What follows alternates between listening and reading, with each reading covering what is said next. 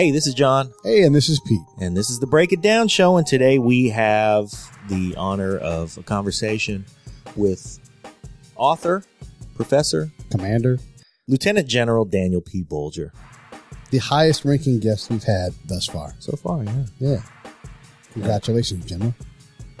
What I want to say before we launch into the interview is that I am consistently impressed with the high-level guys that we talk to, the military strategists. You know, I know a lot of soldiers, shitheads like you. That's right. When we talk to these strategists, the thing that I am impressed with is their unwavering commitment, their general intelligence of not just the military part, but the humanity part, and their integrity and all of those things. And I can't say that it's unexpected. Of course I expected it from somebody of his level of accomplishment and rank. But I am, just pleasantly surprised by all the people we talk with. And we're talking about military strategists here. Yeah. And they're not just, we're going to march in and kill people. They're also genuinely concerned about the people who are there when we get there and what's going to happen after we're there. It's what makes our military so fantastic. These guys constantly self-develop. I can't tell you how many 40-plus-year-old dudes I know in the military that are in the 1,000-pound club, have 2 master's degrees, and years and years and years getting better at working specifically in their field. And we're talking about guys in their 60s. In their 40s, at least. I don't know what you get in their 50s, but I just don't know them. I just don't know that many guys in their 50s. But if they're not in the 1,000-pound club, they're damn close. Wow. So these guys do everything they can to make themselves better. I think that's lost upon a lot of civilians. They think that they're just a bunch of grunts. The fact is we have warrior scholars as a norm. Yeah. I support the troops and all that shit. God, I work with you every day. Right. But I don't blindly do so. Right. God damn it. I stay up. I look at what's going on out there and I try to vote from an educated perspective. Now, the way that I vote and the way somebody else's vote may be different. But please, listeners, don't just fucking vote because you belong to a party. Pay attention. Yeah. Really get to know some people who have, and everybody, we'll talk about this on this interview, but everybody knows somebody who has served and who has gone and done a tour. Get to know what the hell happens out there. Get to know these people and the policies that affect your neighbors, because there are policies that do. And fucking read, people. Read something and get a little upset when you hear what we talk about, because that's why we're doing this. That's right. Get a little upset. And here's what I implore all of you to do. Don't just fucking listen to MSNBC. Don't just fucking turn on Fox. Yeah. Don't get fed. Go find your information. Read books. Reach out and talk to us. I'm glad to talk to anybody. Anytime. Also true. He will talk to you about all of this shit. He's not kidding. And so will I, but he's been there, so you want to talk to him. You don't want to listen to these shitheads on TV. The other thing is I will probably lose my mind and start going 100 miles an hour with the general, and he's likely to throw some words out, and I'm likely to throw some words out that are a little more colloquial for the military. So if we do, I apologize. Grab your computer. Look things up. It's all look upable. Do that, people. And if you get lost, write in the comments, Pete, you lost me when you said fold a gap, and I will explain to you the fold a gap. That's not a problem. Or what coin is. Coin. Or stuff like that. Center of gravity analysis. Point that stuff out. Say, hey, Pete, this was fascinating until my eyes glazed over because you talked about this thing. I don't know what that is. Because I do it. Sometimes I get lost. And that's all right. This is one show in a bunch of shows. You're never going to hear this stuff on those big networks that John talked about. But you will learn something. Yeah. You will learn how complicated this is, that it's not easy, that there are people actively working on doing it, and none of them are dummies. And those people have integrity and really, really want to get it right. And so do we. So, as always, any topic, anything that we talk about, if there's something on the show that you want to know more about, or you think we're imbeciles about and need to learn more ourselves, reach out. Say something in the comments. Engage us. We want to hear from you. We want to know what you want. So, without further ado, the author of Why We Lost, a General's Inside Account of the Iraq and Afghanistan Wars, Lieutenant General Daniel P. Bolger. Thank you for joining us, by the way. Thank you. So I think you and I have served in Iraq and Afghanistan concurrently every time you were in theater. I don't think 100%, but I was in Iraq for basically all of 2004, all of 2005, most of 2006, a big hunk of 2008, all of 9, all of 10, about half of 2011, about half of 2012, 11 and 12 being primarily in Afghanistan, all the rest being in Iraq. Sure. My timeline was 05, 06, about 18 months in Iraq, from February 05 till June of 06. Mm-hmm. Iraq again, 09, 10, and then Afghanistan, November of 11 through April of 13. Oh, okay. And then your first tour in Iraq, what part of the country were you in? Baghdad? I was initially I was all over first time because I was, for 3 months, I was the Deputy Corps Commander for 18th Airborne Corps. Oh, and the deputy's job, the U.S. deputy's job, was to look after all the separates back to happen with them. Ah, okay. They were everywhere. The MI brigade, the CA guys, the aviators, mm-hmm. Even some Sec 4 brigades, some from National Guard. Or then my next job, I was CMAT under Sticky, Coalition Military Advisory Training Team. So we trained their Army, their little bitty Navy, their small Air Force, and their little bitty Marine Corps. Right. And but then, if you were in sticky work, I might have been worked underneath you then, because I worked out at the Iraqi Intel Academy and teaching the Iraqi officers what we called advanced source operations, but in reality was just getting started out at Taj. Yeah, that's what I was there then. We were rewriting the document. Actually, we attempted to do it. I don't know if it stuck. We were attempting to do a train the trainer. So we trained and then trained the trainer, and then off they went. Yeah, and because they've been Soviet clients for so long, they actually had people who really did understand Intel. And I'm not just talking about, bamboo shoots under fingernail stuff, but, the Soviet, the old GRU that still exists. I mean, they know their stuff as far as Intel. It's just a different approach to them. It is a different approach. I spent about 3 weeks overall kind of talking about influencing conversations, trying to get to where you want to get to.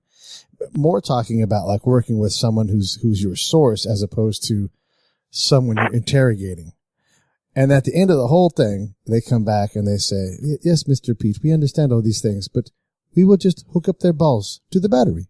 Right, yeah. I'm like, well, there's always that. Just as I heard in both countries, they'd always say the same thing. So we have taken fire from Village X. Why do you not just blow it away? Right. Right. Why are we waiting? Just kill them. Yes. We're very intrigued, and I did not serve. So I am going to speak as the lay person and the person who wants to vote properly and get those things right. And since Pete comes to you with boots on the ground knowledge, I think we're going to mix it up, and I'm going to try to keep you guys out of the level of detail that only the two of you would share in this company, and try and make a show that a layperson can hear and find fascinating, and hopefully influence some people to, do their work and go out and find the answers that they need to find so that they're voting in a way that is, an educated vote. Yeah, good plan. So it is intriguing and fascinating that you would boldly say a statement that, that you lost and that you put the thing squarely on your shoulders and the shoulders of your peers. Since I'm a layperson and it doesn't seem like a common thing, is that the officer's thing to do, historically speaking? Well, I mean, the thing to remember, John, is that the American military tradition is the commander is responsible for everything his unit does or fails to do. That's pretty unequivocal, and it's true in all of our services. In the Navy, for example, if you're the captain of a ship, even if you're not on the bridge and that ship runs aground, you are responsible. It's still your ship. That's exactly right. And my organizations were significant organizations in this war. The key advisory commands in Iraq and Afghanistan, and then the division responsible for the security of Baghdad late in the war in Iraq in 09-10. And so, I rose to rank a 3-star general. So I was a senior commander in this war, and all my time in the war, I was a general officer. And when I looked at the results, what I had to squarely confront is the fact that we did not achieve the goals the United States wanted to achieve.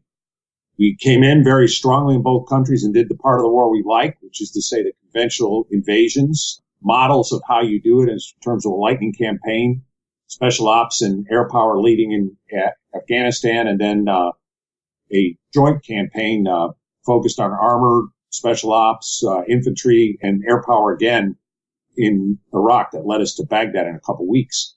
But in both cases, that was us fighting the war we're good at. Right. The people who were fighting, the Taliban in the case of Afghanistan, the Sunni and Shia insurgents in the case of Iraq, then shifted to the war that they wanted to fight. Right, because they have no chance of beating us in our war. Yeah, and so, why compete at that scale? What they were interested in was waiting us out and taking control of their countries. And it's noteworthy that in 2011, when the major campaign in Iraq ended, in 2014, when our president declared the end of combat operations in Afghanistan, although we obviously have forces in both countries and we can talk about that, at both of those points, we left behind an active and virulent insurgency in both countries, not defeated, stalemated while we were there perhaps, sometimes rolled back when we surged, but very, very active. That in Afghanistan, that is the Taliban, and they control large portions of the southwest, south, and east. In Iraq, it is the group that groups up under the heading of ISIS, although there are many subgroups and they don't all agree. But they largely control the areas that are inhabited by the Sunni Arab peoples in North and West Iraq, as well as a spillover into Syria. And that's not a victory. I mean, that's clearly a major problem for our country. And as a military guy, I got to say, okay, who's responsible? Now, look, the politicians definitely have a role in this. I don't mean to absolve them. But I also know that I don't want to go down that trail, like it's into partisan stuff and all that. I wanted to look at the lane that I know, which is the military lane. And as a military guy, I got this wrong. I mean, I basically stood by and even assisted as the U.S. backed into two counterinsurgencies led by our forces that we were not ready to execute. And to this day, we're unable to figure out exactly, what we did, why we did it. And most important, we seem a little confused about what we should do to fix it. I appreciate that explanation. I understand that you are taking responsibility for your command. And I think what I'm interested to know is, are you the first guy to stand up and say, by the way, we lost and we did not meet our objectives, and here's why? And how many times has the wool been pulled over the eyes of the American voter in terms of, whether or not we actually won something that we went out to fight in? Well, you asked two really good questions. The first one, I'm not sure who's the first or the second or whatever. I mean, I know I've said it, and I'm not sure who else has.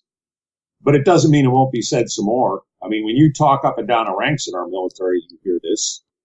And certainly the other thing I'd point out is in the immediate wake of Vietnam, all the initial stuff in the early 70s, to include mid-70s, General Westmoreland's memoirs, things like that, they talked in terms of, well, we didn't really lose. We were winning when we pulled out. Then the South Vietnamese collapsed as if that just happened by serendipity and the North Vietnamese didn't have anything to do with it. Right. I've heard those kind of arguments, and that's where I think most of the public statements, if you hear anything negative about the war at all, are along those lines. But already by the time Westmoreland said that, the younger and sharper people, the guys who'd been the majors and lieutenant colonels, the guys who would later rise to be people like General Norman Schwarzkopf, General Colin Powell, they'd been advisors in the war. They'd been U.S. commanders or key leaders in the war, and they knew we hadn't won. Right. And I'm already at that point. And I think talking to the people I've talked to in the service, a large number of the people in the service are already there. They don't like it any more than I do. It's not something we wanted to do. But to me, we're at a point where we've got to get past that. We've got to set egos aside and start making an account of what we did, most important to the American people, so that we can make the right decisions in the future. If we don't do that, we're going to repeat this rinse cycle a few more times with more dead people and with more failed missions. Thank you for that. Thank you for having the clarity and having it at the speed that you have it, because I think that what we want to see, that's the transparency that voters want to see, that people like me want to see. One of the things I guess our listeners should gather is that the difference between General Bolger and myself is he's up top looking at the strategic view and understanding these things in hindsight. And I'm the guy on the ground who would see that stuff in the direct now, the here and now. I've talked to thousands and thousands of local nationals and heard them talk about dismissal of their own police forces that we are actively teaching and training every day, talking to displaced families who would say, we want to get our kids into school because if they don't, they're going to become thugs and criminals, basically. And active recruitment of young males constantly going on every single day. that we had no ability to counteract, no ability to counter. We might want to, but it was just a problem that was too far. So here we are, allowing the seeds to be sown for an ISIS to grow as soon as we leave. A public that's disengaged from its government, and I'm sure General Bolger and I will agree, you can't do a counterinsurgency if there isn't an established, viable government in place. My lesson is that coin may or may not be the right answer in a certain setting, but here in Afghanistan and Iraq, it's very hard to strategically advance the ball because neither one of those governments were truly supported by the people. And that, for me, was the big lesson that we didn't get as an organization. What are your comments on that, General? Well, Pete, you're exactly right. The older U.S. doctrine on counterinsurgency, the old Field Manual 100-20, written in the wake of Vietnam, made legitimacy the number one tenet of any counterinsurgency effort. And that's a local thing. That has to do with the government. You're exactly right. Governments in Iraq and Afghanistan were the worst of both worlds. They were perceived out in the public as being U.S. puppets or incompetent or corrupt or all of those.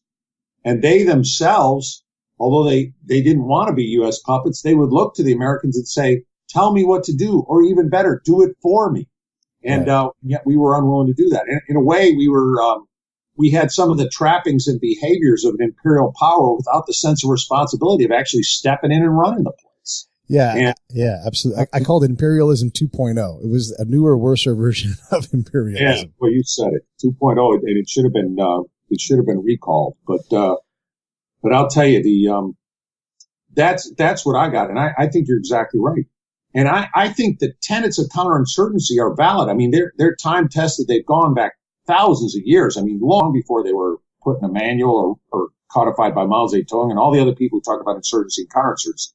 But what I would say is this: the key thing, if legitimacy is the key, and I believe it is, in this type of a war, that meant it had to be an Iraqi and Afghan solution. How few times did we approach our counterparts at any level, whether at the tactical level down with individual police and military units, up at the fighting level of brigades and battalions, up at the national level of ministries of defense and interior and intelligence? How few times did we approach and say, what do you suggest? What do you want to do? Instead, every wave of Americans came in and said, well, by God, here's the answer. And, since it came with money and it came with resources, it came with Americans to fight alongside you, they swallowed and said yes. But in the end, we've left them with a mess in both countries. And what's saddest of all, who lost the war? Yeah, the Americans have had a loss, but it's not catastrophic. The loss of the war in human terms in Afghanistan and Iraq is a catastrophic tragedy. That's who's really lost the war, is the people of those countries. And what's worse, they're continuing to lose this war.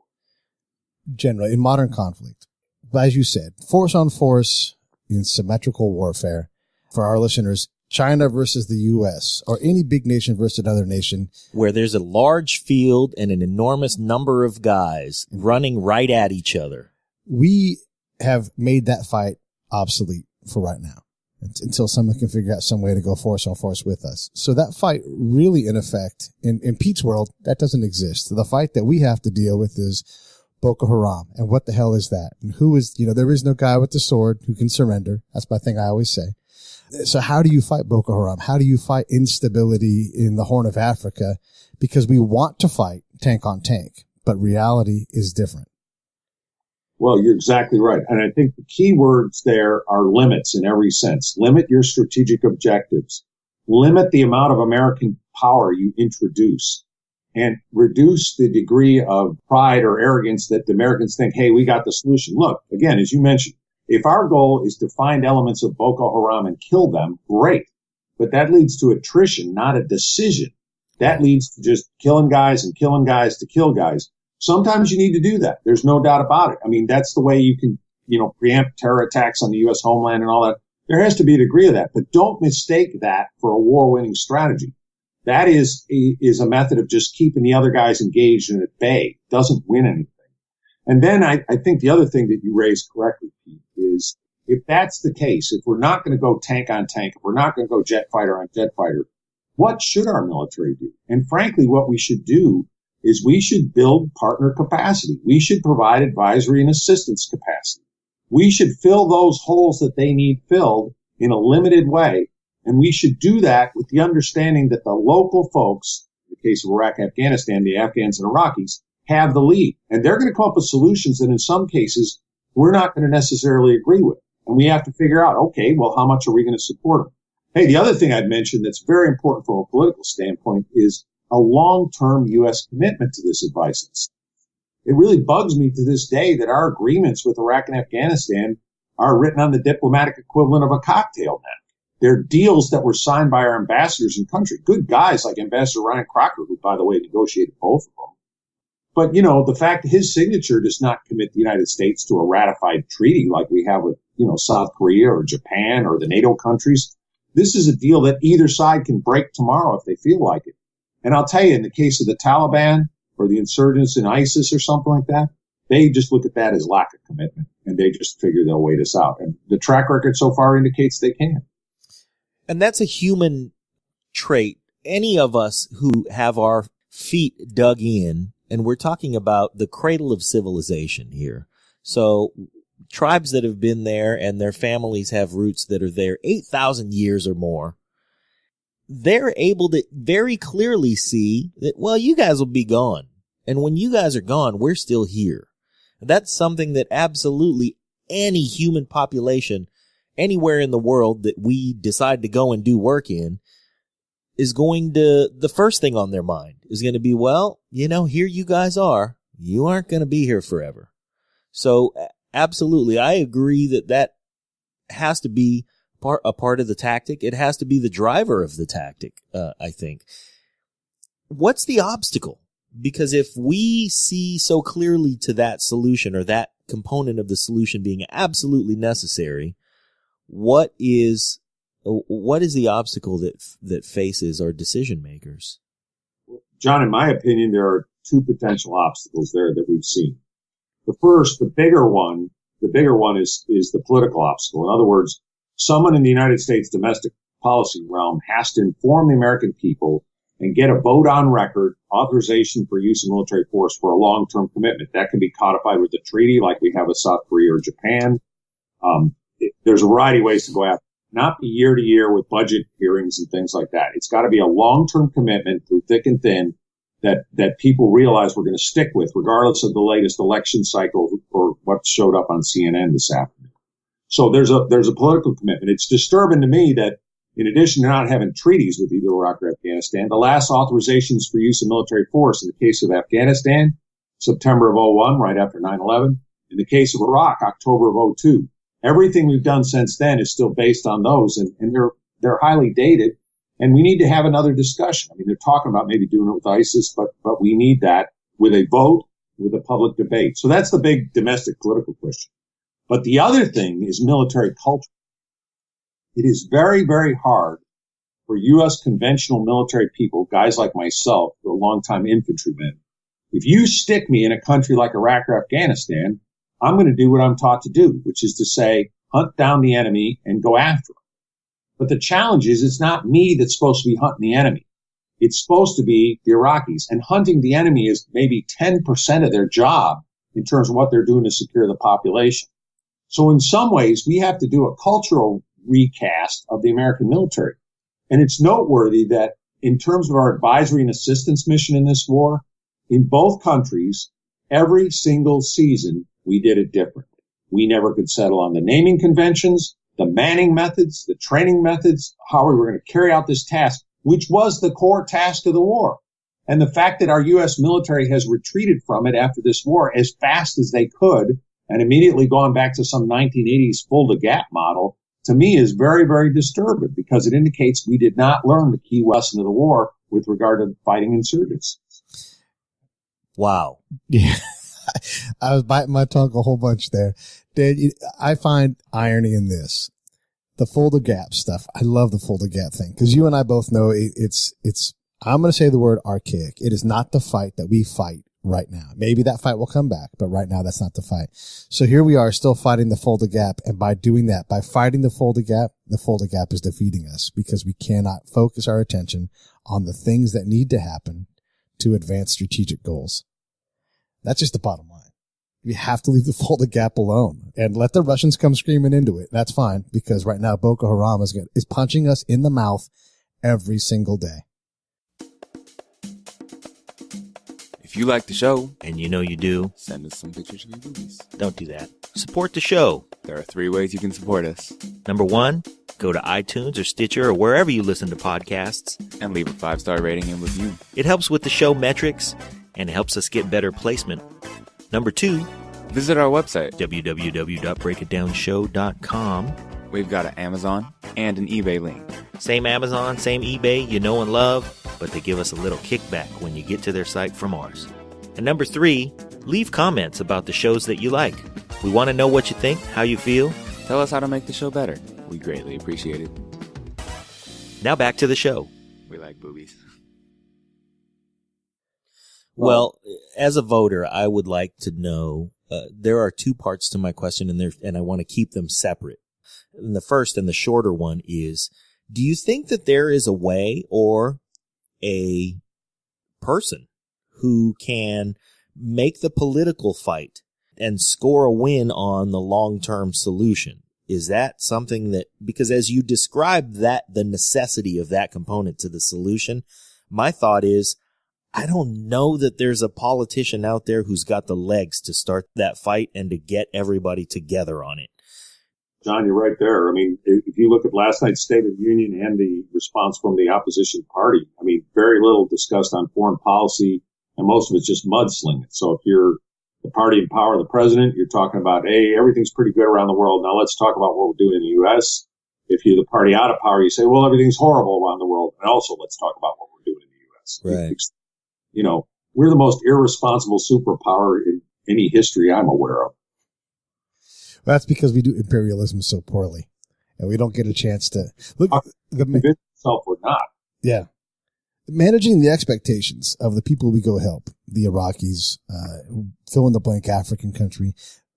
Liberia is a great example. They have huge expectations for us that we never even bother to understand what those things are and completely ignore them. So the Iraqis, they come to me, and again, I've talked to these guys, and so an Iraqi says to me, you guys, United States of America, you gave us the right to vote. It's beautiful. Why don't we have electricity? You've spent $1 trillion. Couldn't we have done that for a couple of $1 billion, strung the whole country up and had a dedicated electrical? So we could have paid you back with oil. And that's a hard question to answer. Oh, yeah. Well, an equally good question that I've heard from Afghanistan. Why are you, as the military guys, doing the only concentrated Western-sponsored literacy training for our country? You're doing it to get guys trained to be in the Army and police, and they love it, and it's sort of like Afghan GI Bill. You know, where was this effort in 2001 to get literacy out to the villages? If you would have started in 2001 with a concentrated campaign, heck, by now we're in 2015, you would have had a literate generation. How would that have changed Afghanistan? Yeah, it would have changed it tremendously if we can get it right. And this is where the strategic and the tactical have to meet. And I do want to back up in a little bit in what you said. You talked about creating capacity with our partners. And General Odierno says that, and all that stuff is correct. But if there isn't an outside element that's able to look at the process that's created, and as these great captains and majors and colonels are out there executing these missions to train these units, if it's not working, someone has to be the voice, because those majors and colonels and captains aren't able to tell the general who comes to town, this isn't working. Part of that military culture you talked about, there has to be something that evaluates that stuff. State Department too, they'll have programs and things they do that simply don't work, and they particularly don't work off the main road. You go 5 miles off the main road, and it's a whole different world in Afghanistan. Yeah, no, absolutely. I do think that assessing ourselves is very difficult. There's actually a couple challenges we have. I would actually argue, Pete, that computer, for all its goodness, has also created something not akin to what happened with the telephone and the wireless in the First World War. In that war, you had commanders at all levels who thought they had to stay at their command post so they could answer the phone and issue reports and call for artillery and all this other stuff. And at the higher level, they were doing that in chateaus. So we despair these chateau generals of the Western Front. But today, I would argue we got a digital chateau. We've got a lot of people who think because they see something in PowerPoint where it's briefed to them in a script every morning that they know what's going on out in the units. And what you see, rather than people spending a lot of time out in units, you see senior people blowing in and blowing out very, very quickly. The junior people, as soon as the guy leaves, they say, well, he's a nice guy, but he has no idea what's going on. And yet the senior people with their daily briefings are on a sine wave as if we were fighting in Northwest Europe and we had to commit the division reserve tonight. It's a long, long war. And so as a result, I don't think you need a daily briefing down to tactical level at the multi-star level. What if those generals instead spent 4 or 5 days out in one of the villages? Would they not come back with some interesting insights? That was a method I used to use. I don't know if I was the only guy who did it. I didn't run into too many other generals, let's put it that way. But I'll tell you, I also didn't have any illusions about what was really happening or not happening in either Iraq or Afghanistan. Yeah, you're right. I would see generals come in, and it was part of the rounds. And generals have to make their rounds. They have to go out and touch the troops and everything. And I would watch, and in particular, I'm thinking about General Cohn, who would come into my part of Baghdad. He'd get a capabilities brief from the unit of the year. They would talk about all the things that were there and all the bells and whistles and what they were doing. And there was really no substance in it, you know. Meanwhile, that night I'd go out and go talk to Iraqis who said, yeah, thanks, but you realize that the second you guys leave, no one's going to do anything. I would ask, one particular question set I would ask is I would say, okay, bad people come to your house. What are you going to do? And this is in 2010. This is late in the game. The answer was never, we're going to call the police. It was never, we're going to call the army. It was, I was going to call my brother. I was going to call my cousin. I was going to run anything, but never call the police. And I would write those reports. The commander would say, well, what do we do? I'm like, well, quit making the training a secret and let people know that they've got a capable police force. Give the police little wins so they can start to collect some positive connections with their community. But that stuff doesn't happen. And as a general, you're not going to be allowed to see that stuff for the most part because you're the general, and it's very tough. Well, ground truth is denied to you, you know? Yeah, without getting into, how generals do business or colonels or sergeants major, whatever, it's up to the individual. You'll see what you want to see. If you think the way you're going to learn stuff is by 1 hour drive-by shootings, okay. But, I knew right away that wasn't going to work in this kind of war. I'd read enough stuff about Vietnam and all that. I spent a lot of time out on the ground. I talked to Iraqis, talked to Afghans, and spent time with their units, Army and police, out on missions and stuff. And you learn a lot because as soon as they realize as a senior dude, hey, this guy's actually staying and he's here all night, they start talking to you because you're not leaving, so they got to do something with you. And of course, you can't bring a big entourage, and you can't alter what they're doing. In some cases, I learned the most when I would go to a unit that was all screwed up and they weren't doing anything. Because then you could find out what really goes on. You're like, hey, these guys are totally useless. And you go out in the village and they go, yeah, the police are totally useless. Yeah. And like you said, how do you protect yourself if bad people come? Well, me and the neighbors, we grab our AKs and we go out and shoot them. Or me and the neighbors pay them off. Or me and the neighbors are part of the Taliban. So they'll tell you, right. Yeah. And I think part of it is if they thought you were really listening, and listening takes time. So you got to commit time. Think of the message that would be sent to our chains of command if senior people fought the war that way. If nothing else, it shows that we're seeing it as a long-term prospect, not something that can be solved in a 1 hour battlefield update. I met with an Afghan district leader who's basically, for our listeners, is like a county governor. I met with him daily. I could do and say whatever I wanted to do. I had great access to him, and it took me approximately, and this is after years and years and years of doing this very thing. It took me 6 months with this guy before his light finally clicked on and said, oh my goodness, I understand what you're doing. I trust you now. Yeah. It took me 6 months, and there's no doctrine that says, here's how you do it. There's no, in the military we call a medal. There's no mission essential task list that I can train on that allows me to do that any faster than that. Every individual person has to make it up. And then you have to test it. Again, test. It's always say, all my units, you have to test, assume that you're doing it wrong, because until you can get empirical evidence that denies it, you're screwing it up. So how do you change that military culture? If we're going to be the ones that do this, and I don't know who else could do it en masse because we're so big, we can go sit somewhere. How do you change that and become more effective at that social, political, cultural fight? Well, you and John know that people do well at things that are valued. So within the military, we'd have to put a value on those capabilities. What am I talking about? So if the coin of the realm, when you went as an Army guy to a place like Fort Irwin or Fort Polk and trained at our training centers, was how you interacted with the population, role players there, and with the people playing your counterpart units versus how many bad guys you shot. If that was what was valued, then that would be what we would do. The challenge we've got is that you can never assume that you can do the famous full the gap or whatever you want to call it. In other words, real wars are, conventional war, that what people like in American military, to do that force on force, tank on tank thing. That's hard too. And that takes a lot of work. No you got to kidding. find the right balance, but I think we have to value it. So let me offer the following.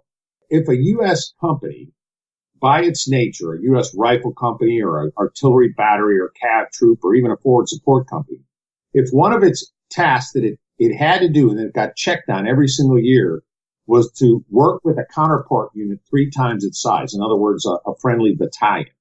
And it had to do that along with everything else it had to do. If it's in the 82nd, it's got to do parachute jumps. If it's a tank unit, it's got to do gunnery. If that was checked and people were held responsible for that, they'd do it. And people would say, oh, we're so busy, we're so busy. I've never noticed in the military that we're ever too busy to have one more good idea program because some general or colonel or sergeant making it. Yeah. So there's a really good idea, something we need to do to win the damn war. Why not do it, and then test it? And you reconfigure our training centers so that instead of having, in the case of my old stomping grounds, Fort Polk, instead of having 600 opposing force soldiers, you maybe have 500 of them that are playing friendly police and friendly army and things like that, friendly intelligence service, and about 100 of them are playing terrorists and insurgents. That's about the right ratio anyway.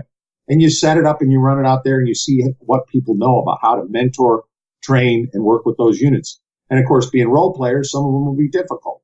But to me, that's the way you got to go. I think if we continue configured the way we are, we're going to continue to produce the same results because we haven't changed it. I think we get worse results because the people we go visit get frustrated by us. I mean, how many times have we burned the Iraqis in the last 25 years? They only take so many times of that before they're like, look, we love you guys, but no thanks on the help because you guys leave right when it gets rough. That's definitely true in both countries where we sent the major conventional forces in Afghanistan and Iraq. Pete, I mean, your district commander you talked about there, your district leader, how many Americans or other countries has that guy seen? Year after year, time after time. And here's the other problem we got. In a theory, you could have some kind of, British, civil service thing where you're sending these guys out there for 20 years and they learn the local language and they adopt local customs and all that kind of stuff. But that's not going to be a model that's sustainable in the American military either. So whatever you do has got to be in some way sustainable within a rotational base. You can't leave American troops out there, the same unit, for 3, 4, 5 years. It's going to be very, very difficult. So how do you do it? Our special ops guys do it by developing regional focuses for certain units. And then, of course, they break that too when they need to. But, things like language capacity would be important. Cultural capacity and testing and training to that would be tremendously important. Your U.S. military sends people of all grades and ranks to school for all kinds of things. But, again, if that was valued, we'd be sending people to school for that. Yeah, I'm big on the cultural side of things. And one of the questions I always ask people is any soldier down to the basic level can break down and tell you the capabilities of the M14 or any other weapon system to great detail and how to fire it effectively. Every bit of training that has been cultural, one of the things they say in my line of work, counterintelligence, where I started, they'll say, establish rapport. Now show me the metric. How do you know when you've done it? How do you know when you've done it well? How do you shoot expert at establishing rapport? And then how do you shoot expert at establishing trust? There is no higher level. After all the engagement we've done, we have no higher level doctrine that we can teach to the lowest level soldier that reflects that. And that's on your peers, the people that design that stuff. No one said, oh, absolutely, we should be able to work with interpreters better. Well, it's like in the civilian world when someone wants to be elected, and so they want to say that they're tough on crime, so they throw a bunch of bad guys in jail. That's the more easily quantifiable solution. You can go to the voters and say, voters, I am tough on crime. I threw this many people in jail who were bad. It's a lot more difficult to quantify the guy who says, well, I've been an educator for the last 28 years, and my efforts have kept this many people from doing bad things to get thrown in jail. So it's along those same lines. If you can't measure and you can't shine a spotlight on the fact that you've won the trust of people who are in the native populations where we occupy, then you can't say you're successful. And it's a lot easier to say, well, I'm successful because I killed this many bad guys. Yeah. Well, and I think, John, one of the things you're getting at is our measure of success has to be the performance, not just of our guys, but more important, the performance of our local partners. Yes. You know, what is their effect? You know, Pete gave a great example. If the local people don't call the police, if their solution when a bad person shows up is pay them off, run away, get your family to help you with your own AKs, there's no credibility to the police force that the Americans think they've prepared for that region. Those are the kind of metrics that are important and I think need to be asked. The other thing is, I do think that there are ways to tell if we're having effect in building rapport. Among those things that I think would be very, very important is how many initiatives are coming from the partners. In other words, you know, the Americans basically having a good idea, Ferry, we have 1 million initiatives. How many things come from the partners where they come in and say, I want to do X, and they are able to prepare and do that?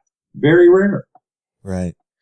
Well, I'm from Guam, and when Guam was liberated from Japanese occupation at the end of World War II, there was, you know, it's really, really small. So it was probably very easy to do and very easy to overlook. But what happened was we assimilated completely into American culture. We became American patriots. We appreciated that we had been liberated, and everything worked. Not everything. You know, there were some complaints about land being taken for military installations, things like that. They're going to happen. But for the most part, if there was an opportunity to point at something where, hey, look at what the military did right, there's where it is. Because we have a population there that the military did not completely leave, but for the most part left to be autonomous in large degree because we're so far away. But they said, well, hey, here, we'll give you the tools. We'll stay here and support the solution.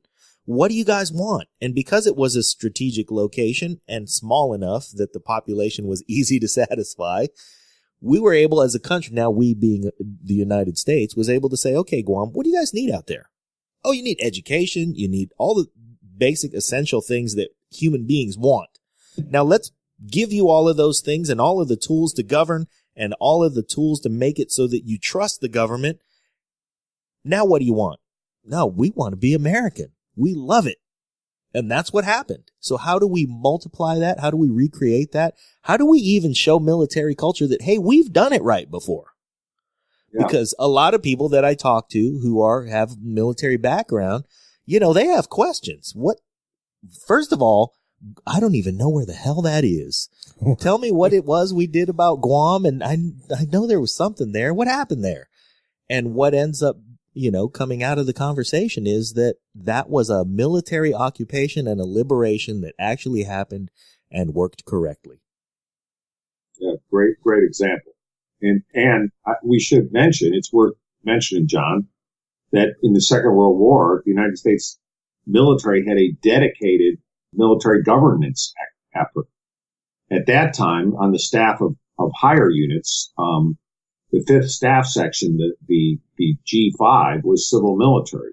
Nowadays, when you see something that's a 5, it's a plans section or strategy section at the higher level. Back in those days, it was the civil military. And there was a school of governments. In fact, it's where the Army War College is now, Carlisle Barracks, Pennsylvania. And also, because it was a national mobilization, they took in people who were city managers and police chiefs and all that kind of stuff and trained them to be military governors. So they were sort of doing what they already did in the United States.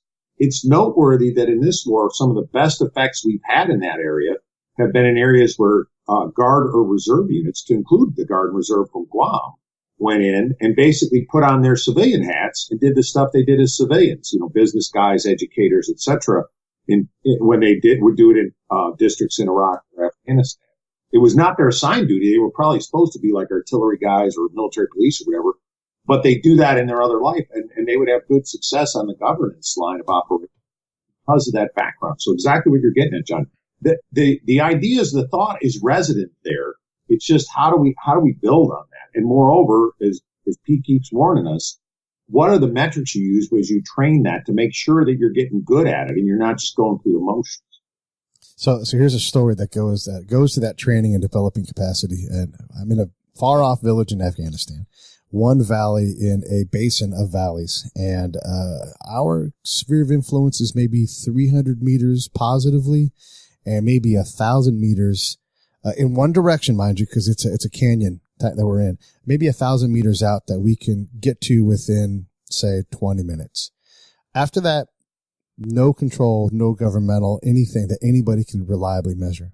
So we're trying to figure out how to make the police more effective. And so I get with my police trainers who are highly qualified American guys who know everything about police. And we decided to give a little demonstration of fingerprint capability to the local elders. Partly one, because we want to call local elders in and see who shows up and how far out they come from. But two, also to show this capability because we never do this. So the elders come. And we do a little demo with a teacup, something all those guys understand because they're always drinking tea. We do a fingerprint thing and we show them, and this is fingerprinting. This is not anything magic. It's a very old technology for crime fighting. And we show them you can identify easily who the person was that held the teacup. And then we link that to the enrollment system that we have. Because you got to imagine, I always tell my colonels, imagine someone doing a biometric-based enrollment for all the military-age males in your hometown. How well would that go? Oh, yeah. That would be great. You'd be a hit. Yeah, go try that anywhere in the nation. In Baltimore. Yeah. Well, yeah. As you all are well aware, when the British Redcoats tried that in Boston, things did not go well for them. Right. So, yes, we have to do it. Yes, we have to get these guys enrolled, but you have to give the elders the ability to elder, to guide these guys. You have to say, this is why we're doing this, because when a bad person comes, their fingerprint is going to be in the system. And if your kids aren't bad, which we all know they're not going to be arrested. And they look at us and they say, first off, they say, you are the Americans. You have conquered all of science because we had fingerprint capability. And we're like, this is actually your police's capability. And the police look at us and go, we can't do that. Nobody taught us how to do that. We don't know how to do that. And then the police advisors look at them and go, we learned this 2 weeks ago. And they're like, we don't know. We can't do that. We have no ability. So there was all this confusion about what could happen. The elders say, you guys can tell us who the Taliban is based upon their fingerprints. Why don't we give all these guys they already figured out how to use this to their advantage to arrest the Taliban guys. Yeah. We'll have a tea party and then we'll gather up all the teacups. Yeah. And I'm like, what a mess. Exactly. So do you think, General, that we actually are moving in a direction that we can pick up a head of steam and start to get things done? And was the purpose of writing your book to create a catalyst for that head of steam? Or do you think that we're still further back in the fight and that we don't really have any momentum yet? John, I would like to think that what I've written will at least get people talking about the war and challenge the view that things were about to work out or something like that, because they're not. And so, yeah, that's why it's fairly stark. And it says, hey, look, we got to face the fact that we've had mission failure here and we got to figure out why and we got to fix it. My sense institutionally is there are portions of the U.S. military that are facing. And again, I'm old enough to have lived through the aftermath of Vietnam. All the people who taught me, trained me, were Vietnam veterans. My first sets of commanders and first sergeants and NCOs and all that were all Vietnam veterans. They had no illusions about what had happened in Vietnam. They knew they'd fought bravely. They knew they won a bunch of firefights, but they also knew the U.S. didn't win the war. And I think that's the way it is right now if you go through the rank and file. I think some of the senior people are going to have to get over their egos and figure this out. But I got to tell you, it's very disturbing to me to see the direction we're moving in, because what I see is a military as a whole, not just the Army, but the Air Force, the Navy, the Marines, the Coast Guard. Everybody is focusing on conventional ops because that's the comfort. Yes. It's as if what we've just done is going to be flushed and buried and we're never going to talk about it again because we're never going to do it again. Oh, that I wish it were so. And amazingly enough, we're saying that even as we got men and women, as we talk right here, that are in counterinsurgencies in both Iraq and Afghanistan, let alone the people being in the shadows in dangerous places like Yemen and Somalia and other spots around the world where bad things happen every day. Yeah, maybe my book will help, move the debate, but we better not debate too long. We got to get going on this. The wolf is at the door. The wolf is actually in the door, and it's not going to go away. We're at the equivalent of punching in as an auto worker in Detroit and continuing to build Tauruses and K cars. And we need to wake up, improve a lot of practices because guys are just showing up to work and punching the same stuff out. Well, and John, the other thing that we have to do is, and I certainly say this in the book, the vast majority of the words written in the book are tremendous accounts of the bravery, brilliance, good leadership, great performance of American men and women in combat, our great volunteer military. You know, whatever we do, we got to preserve that part that works. We cannot assume that we will win every firefight unless we train at that kind of stuff. We cannot assume that we'll have a high quality disciplined force unless we work on that and recruit them properly and teach them well and lead them well. So we got to do all those things as we shift the direction a little bit to be able to account for today's wars that are coming up to us. It can be done, and I'm pretty sure it will be done, but it's not the current generation that's going to do it. The guys like me, we've already had our shot. We messed it up. It's the next group. It's the equivalent of the Powells and the Schwarzkopfs, the majors, lieutenant colonels, master sergeants, sergeants first class. They're the ones that are going to step up and get this fixed in the next 10 years. And you can already see that bubbling. I don't want to minimize your statements or everything, but I don't think it's fair for you to guys say you messed it up. It's a very, very challenging thing. Nobody knew we were going to fight on September 10th, 2001. Nobody knew. Nobody really could speak intelligently about Islamic culture or any of those things. And you guys have had a monster learning curve as an institution. Should you have done better? Oh, okay, sure, yeah.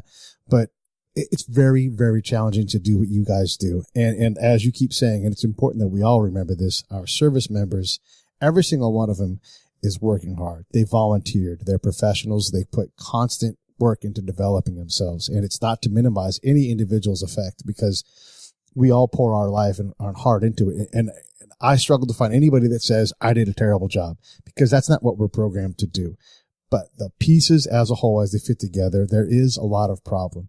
And it's the reason why we do this show with these military type themes is to show how challenging this stuff is and how frustrating it is. It's like you find fault in what your efforts do. I find fault in my efforts too. I could have done a better job. I shouldn't be focused on the ground as much now. I should find a way to work in the system. I would love to go audit JRTC, MTC, the War College, any of those places where they teach these kind of things. I would love to go audit it and use my ability to do it. But I fail at being able to open that door to get permission to do it. So all of these things are very challenging. They're very hard, and everybody's working very hard. Nobody knows the answer. It's not coin. It's not conventional force on force. I don't know what it is, but none of this stuff is simple. None of this stuff is laid out in a clear roadmap that anybody can defend independently. But what it takes for us to reach a solution, though, is the ability to stand up and say, okay, we got it wrong. Let's get it right. Yeah, we can do better, for sure. No, and I think we have to do that. And that's, here's some things that are, at least to me, are indicative that we will head in the right direction. The military as a whole, I know some of the senior people are not too happy with me. My Christmas card list was probably shorter this year than usual. But I will tell you, I've been invited to speak at the Army War College. I'm going to Fort Leavenworth, the Command and General Staff College. I'm going to West Point to talk to them. I've talked at other institutions, National Guard, Reserve, etc.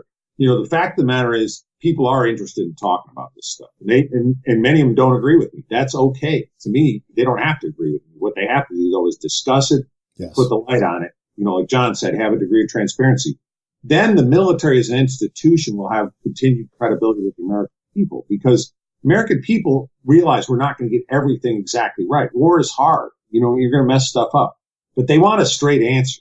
What they don't want is when they say, well, General, did we win or lose the war? I start into an explanation. Well, it depends on the meaning of win or lose. Okay, their eyes glaze over at that point. And the fact of the matter is we need to say outright, hey, we lost. And we lost not because we're evil guys. In fact, we were doing everything we thought was right. It was the wrong thing.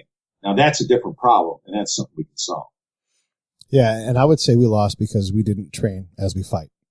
We let all of the critical elements of the fight go to wayside. I watch new unit after new unit come in and try to do what's called the center of gravity analysis. Obviously, you know what that is, but for our listeners. And they would always constantly come back with an enemy-focused thing. And then the response from me is always, you've got how many people in this district? Well, we're not sure. About 250,000 people. There could be more. Okay, good. 250,000 people. How many shitheads do you have? Oh, about 150. Okay. Where are you going to focus your attention? Where is the win going to be? It's not the 150 dudes that you cannot make disappear. Because you can, then if they want to take the bad guys, and you say, all right, cool, 150 bad guys. How many dead guys on average show up that are bad guys per day? Zero. So you can't win that fight. You're already at a zero-sum game. You have to focus, have to focus on the bulk of the population and moving and creating what I would call affect or operations instead of effect operations. And it's a different shift of focus. But if you cannot move emotionally the people that you're trying to help, don't go. Yeah, exactly. And to me, that's the kind of honest discussion we need to have in our country about long-term commitments against people like ISIS, about staying in Afghanistan against the Taliban.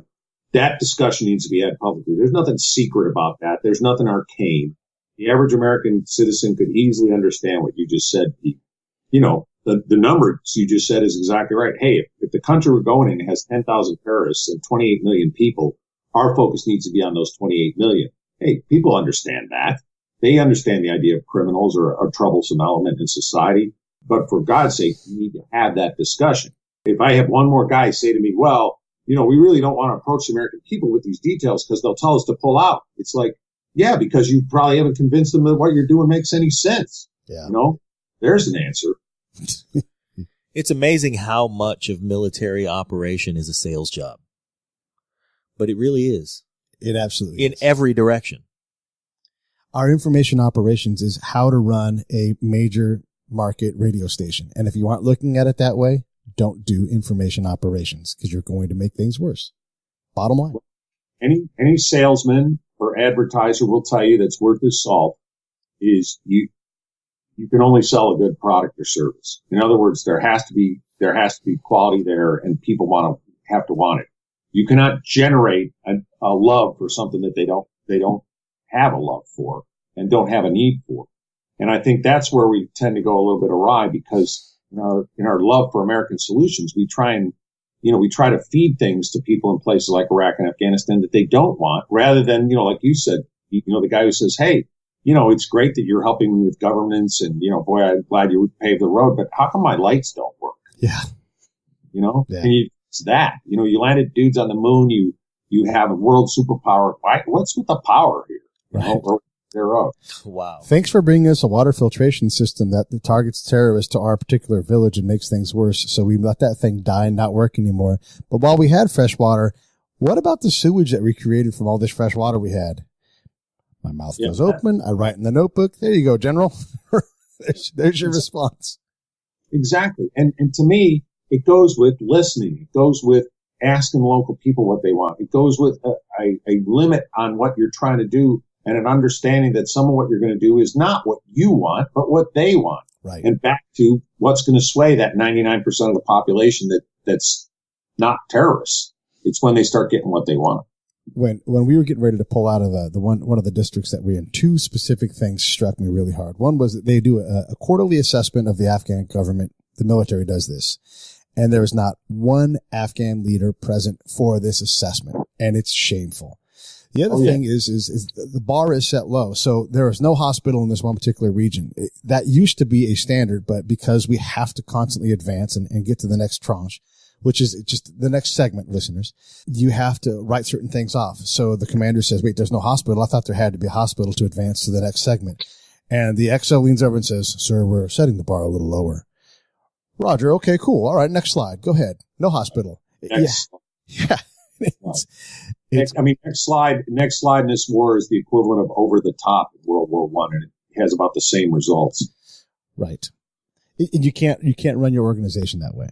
You can't do it. No. And it's very frightening. And so those are pathologies that even if we want to fight in the full the gap and don't even want to deal with this, we also have to fix. And again, I'm not seeing a large effort from the top to fix that, but bubbling up from the bottom, we will. There's a lot of practicality in the U.S. military, and that has not been squelched. So we'll just have to see. So what do listeners do? What do you advise our listeners when they go to grab a ballot box and fill it with a vote? Or what can they do to try to support and make a more effective and effective military? Well, I think the number one thing they got to do is realize that everybody has a stake in the U.S. military. There's a tiny percentage wearing uniform, but that's the tip of the spear. Everybody pays taxes. Everybody votes in political leaders who then approve appointed leaders, and those together represent the people and giving orders to this great American volunteer military. So things that I would say that everybody should do is stay aware of what's going on in the world. You know, it is a small thing, but it's an important thing. One of the things we got right in this war that we did not get right in Vietnam is the public has continued to support our military. And I think that was because of a wise decision by a guardsman, in this case, George W. Bush, former air guardsman, just like his former guard counterpart Harry Truman did in the equally unpopular Korean War. Those guys mobilized the Guard and Reserve early, and that meant that every town in America had people, to include places like Guam and far out places in Alaska and Idaho and all that. They had people involved in this war. And so as a result, you're not going to turn on your neighbors. It's not something theoretical when the man or woman down the street's child is in this fight. So I think supporting the troops is very, very important in the sense of, you know, you want to make sure they realize that whatever you may think of the policy, you know, you're behind the people who are defending the country, and you want to let them know that. And that's been great in this war. It's been a strength of the war. And of all the things that have gone wrong, that's a thing that's gone very right. And then staying engaged in what's going on in the world, you know. Okay, so you support the troops and you vote and you pay your taxes and do all that kind of stuff. You know, but what are these troops doing, and what are they doing over there? And you got to pay attention to the news. And I know for most people, that part of the news where they start showing the footage from places like Sana'a in Yemen, or from Paris with the Charlie Hebdo things, most people are not interested in that. They want to get back to Kim Kardashian or whatever. But the fact of the matter is, it's those faraway places that affect the lives of those of our neighbors that are going forth to defend us. You got to be aware of that. And that means then you got to hold the elected officials to account for their part of it. If they're part of the executive branch, the president and vice president, president's commander in chief, what orders is he given? What direction is he given through his military and through his secretaries, defense, state, treasury, etc. And if it's the elected guys in Congress, the men and women in Congress, what's their oversight? Are they spending the money wisely? Are they asking the right questions? When they go on trips to theater, are they coming back and telling you, the citizen, what they saw? Or is it all just happy stuff? And we can hold people as responsible for that. I'll tell you, you guys know this, and Pete and John, I think you're aware of this. There is less turnover in the United States Congress than there was in the old Russian Supreme Soviet. There's a message there. Maybe it means everybody's happy and they love everything, but boy, the polling data doesn't seem to indicate that. Yeah. 14% approval, and yet incumbents can routinely get reelected. It does not. We are confused as a people, for sure. We are. And the good thing is we got a constitution, we got freedom, we got capabilities, we got the means to fix these things. But step one is you got to be willing to admit there's a problem and start trying to fix it. If you just sit in your house and ignore it, guess what? It keeps going. Well, that's why we use our platform. We love to talk to rock and roll stars. We love to talk to authors and everything else. But we have these conversations in part one to let people know how to support soldiers. And I'll say this right now. Hire a soldier. Help a soldier get a job that's not just pushing a broom around. They stuck their neck out. You stick your neck out to help them. That's the first thing I'm going to say. That's Second, nice, but I'm going to interject. That's not the reason to hire a soldier. Hire a soldier because he's been somewhere and he's done something where he learned a lesson that created a level of integrity that a lot of people out there just don't have. So recognize that in the returning veterans that are available to you if you're hiring folks. And if you're not, get to know someone who is. Sure. Yeah, absolutely. And I tell you, those kind of things resonate. Businesses that do hire veterans, word gets around. Every business, government, public service, whatever it is, their reputation is very, very important to how much people trust them and how much they want to work with them and do business or get their services or whatever. So stuff like hiring vets, sends a message as to what you value. Veterans are something our society values, and I think that's right. I'd also say reach out to your representatives, your elected officials. Ours for our district is Mike Thompson. And if Mike Thompson ever wants to talk to someone who's got boots on the ground, he could talk to John and I. We're glad to talk to him and put him in front of people that can better educate him.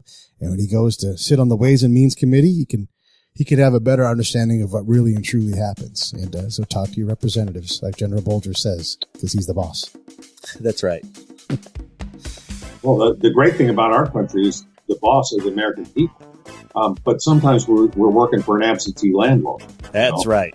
That is also right. Yeah. So everybody out there, make sure you stay informed. I mean, aside from your comment for all of us to stay informed, which I certainly appreciate, one of the lessons in preparing for our conversation that I learned from watching the other things, and by the way, everybody, you should go and look at those conversations like the one you had with Charlie Rose. Where else? What else did we? There was an interview in 2010 about readiness that the general attended and actually spoke at. It's excellent. These things are available on YouTube, and actually, where we post your interview today, we will provide those links. Yeah, no, it's great. Getting to know the strategy of involving guardsmen early on. That was something that was new to me. I didn't realize that had been done to me, but I do indeed remember exactly who went from our neighborhood, who among my coworkers went, and it did make a difference. It sure does. Yeah. Hugely important. It was something that was not done on any large scale during the Vietnam War, and it was a big mistake. Any closing thoughts? My biggest closing thought for John and for Pete is, thanks for your passionate interest in this subject. I mean, in Pete's case, he's put his hide on the line and done it. John, in your case, you're a committed citizen, and we need you as much as we need anybody wearing a military uniform. So thank you so much. I mean, you do credit to all of us who've had the honor to serve our country. Well, it was an honor to talk to you today. The book is called Why We Lost, A General's Inside Account of the Iraq and Afghanistan Wars. And we had the honor of our interview today with Daniel P. Bolger. Thank you very much. Thank you.